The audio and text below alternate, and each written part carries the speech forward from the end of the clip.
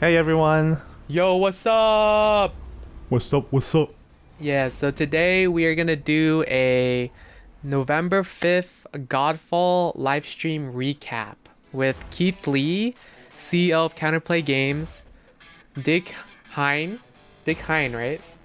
That's his last Uh, name? I thought it Or was Hain. Hain.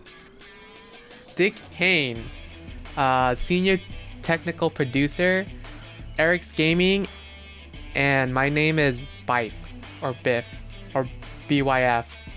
Something like that. One of those three. I don't actually really watch his videos, so I'm pretty sure he mentions it, but yeah, it's one of those.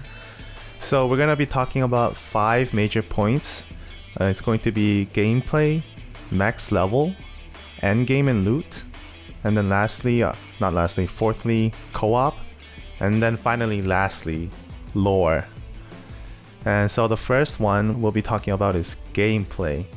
So Godfall is going to be a third-person looting ARPG, and how you play the game or your game style will be dependent on how you mix your weapons and your Valorplate.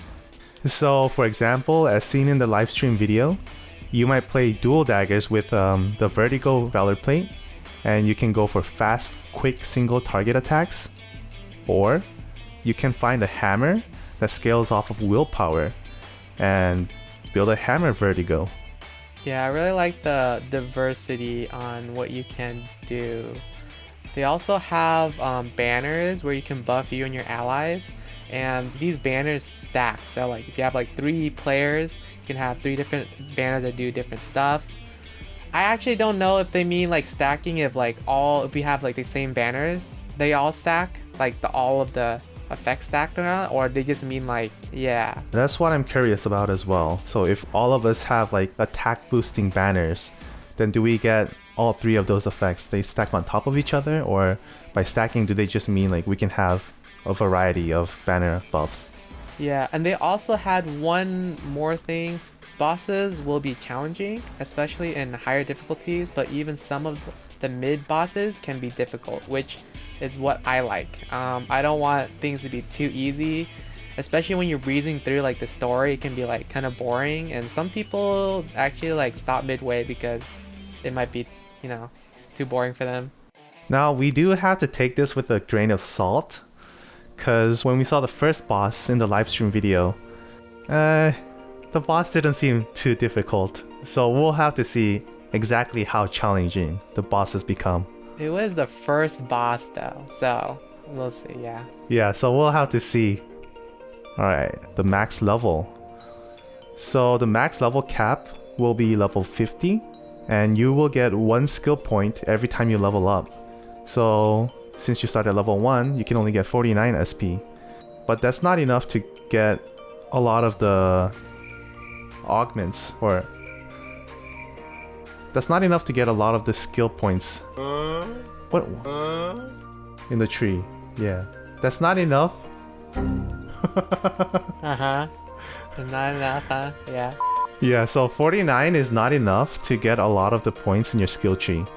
So when you get to endgame, by doing challenges and other activities, you can get SP as rewards. Yeah. Even then, I think the senior technical producer said there's still a finite amount of points that you can get, and so you can't max everything. Yeah, you can't have like 100% max. But you can respec easily. Like, so I think you can just respec instantly. There's like a button or something, or that's what it looked like. Yeah. Or that's what it sounded like. I mean, he didn't really go into detail about how you respec, but he said it'll be easy.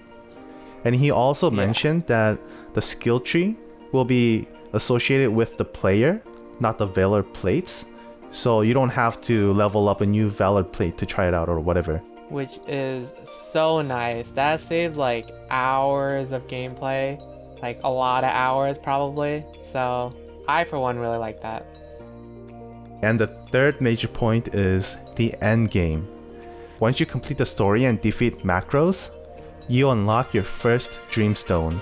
And this Dreamstone is like an alternate augmented reality, and it's going to be like a roguelike kind of game mode. There are going to be 3 rounds, and you start a round by choosing one of the 2 enemies shown. And once you do so, you can start doing missions and activities that will lead up to a boss fight. And completing a round will get you more loot, a buff that lasts for your Dreamstone, and a boss modifier to make the final boss harder, and hopefully also give more rewards. Yeah, if you lose a round, you still keep going. The Dreamstone does not end, and you don't get those extra stuff. Defeating the final boss ends the Dreamstone, and you get rewards and unlock the next Dreamstone. Yep, so there are 18 Dreamstones in total. 1 to 9, they call it Act 1. And once you finish all of Act 1, you unlocked Act 2, which is going to be 10 to 18 for the Dreamstones. But it also unlocks a new game mode called Tower of Trials. And the Tower of Trials is an infinite climb with increasing difficulty, and it's basically there to see how high you can go and test your skills.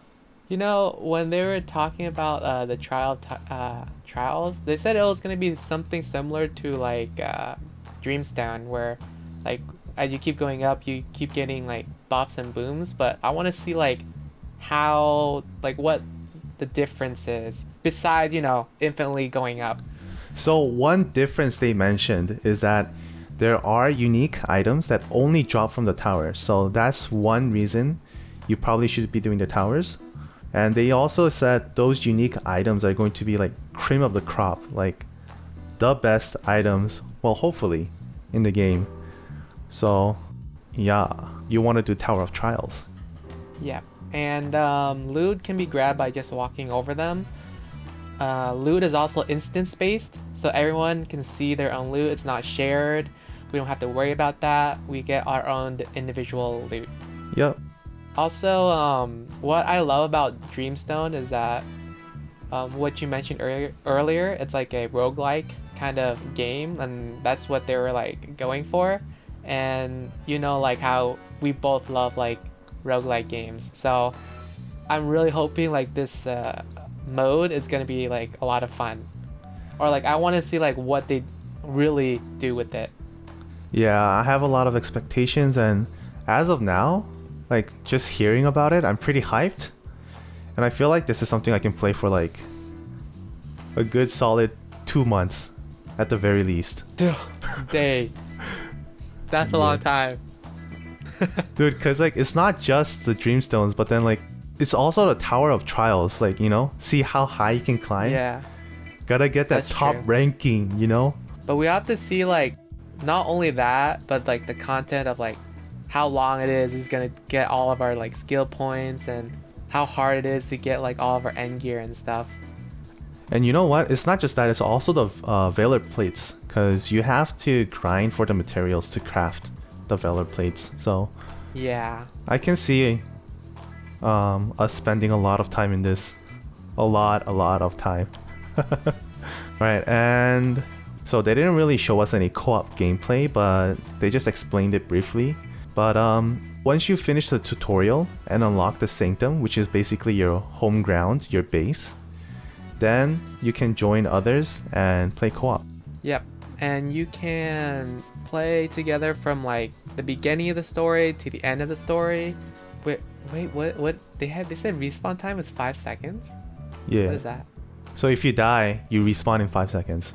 Oh, and that must be the thing when like my internet DC'd. I didn't know. But wait, but what if we're both knocked out? I don't know. Okay. But yeah, so when you co-op, you can start from the beginning of the story and all the way to the end. And you can also do like the end game modes. You can also do that together. But the only catch is that both players, or the person joining the host, needs to have progressed as much as the host, or you will not be able to join the host. Yeah. I think you explained everything about co-op, so. Oh, well, I think it's pretty much a given, but we're both gonna be playing together, and also our other friends, so yeah. you can I don't know what you want There will be more videos coming. to. Wow. Yeah. Okay, Alright. so let's move on to our last section, lore. So Ornn teams up with Sanctums, and I don't actually know what Sanctums are. I'm pretty sure if you check out My Name is Bife, he'll talk about like what Sanctums are and stuff, but these 7 Sanctums tell Ornn about Macro's lieutenants and how they guard each elemental realm, extract magical energy so Macros can complete his rite of ascension and become a god. And basically, you're just on like a mission to stop him, I guess. Yeah. So you want to stop Macros from becoming a god. And in the live stream, they went over the environments of the realms. They spent a lot of time talking about the water realm. But honestly, I'm not too much of a lore guy. I'm more of a gameplay guy, so I kind of doze off a little bit on that part. You have anything? Yeah, they talked about more, about the water realm and how like the senior technical producer, he really spent a lot of time on that, and how he said like once you go into it, you'll be like incredibly immersed and everything. Also, the gameplay of the first boss is in the water realm as well. There are various factions, corrupted Valorians, constructs, beasts, and over 70 unique enemies in Godfall, excluding elites and endgame variants, which is quite a bit. We'll see exactly how much uniques there are, but from just what he said, it seems like quite a bit. Yeah, there's gonna be quite a variety of enemies to fight, so the game shouldn't look boring in any sense. And I think he mentioned that there are 5 factions. Each faction guards one realm. Do you know what the factions are, Frank? Well, from what he said, I don't know the exact wording, but just from what he said, Bargul, Abyssians, Nyax, Crimson Winds, and Black Tide mercenaries. And there's going to be some factions that they said that can travel to different realms like Ornn. And there are the few that he mentioned was the Crimson Winds and the Black Tide mercenaries. We don't know if it's going to be like all the mobs from that faction can travel or just like some of them, but yeah. There will be other travelers other than Ornn / us, the players. Yeah. And since, different factions can interact with each other, they can work for or against each other, like he said. And there's like a bunch of different, I guess, stuff that you can see in the world that they will do. I don't know exactly, but there might be like some kind of different encounters with different factions. Yup. So in the live stream, they did give us more information, but at the same time, they were pretty hush-hush about the exact details, and they were talking a lot about how they wanted to keep themselves from spoiling the game so players can see for themselves 100% how the game will be. Looks like they're really proud of what they've done, and I would say rightfully so because it looks pretty good. Yeah, and I think that's it for what they had in the live stream, or at least like summarizing it. Yeah. If you want more lore though, or more gameplay, or like boss gameplay, you can check out the stream. You can check out My Name is Bife. He does like a lot of the Godfall lore. And if you want to try out the game but you're not sure if you want to pre-order it, there's a YouTuber, Maroh. He is doing a giveaway, so check out his video. We'll have that down in the descriptions. Yeah, and we might have another video coming before release, so if you guys are interested, you can check that out. Yeah. And that's it. Yep, that's it. Alright, peace. Peace out.